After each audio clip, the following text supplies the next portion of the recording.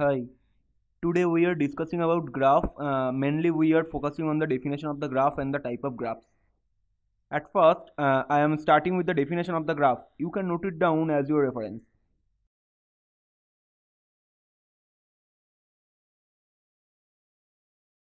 Now, I will show how a graph looks like.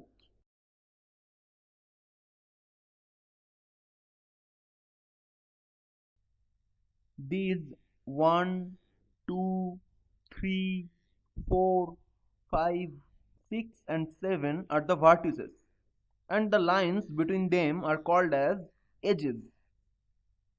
We can distinguish between graphs by their properties. I am showing you different type of graphs here. In this picture there are 11 different types. I will describe all of those in my upcoming videos. So keep searching my channel. If you like the video, then press the like button, and if you like my channel, then press subscribe button and the bell icon for getting updates in future. And thank you for watching my video.